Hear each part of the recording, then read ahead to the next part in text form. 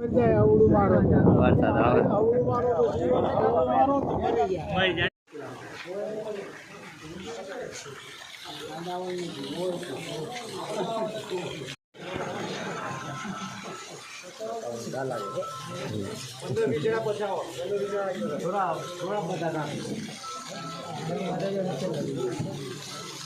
જોઈ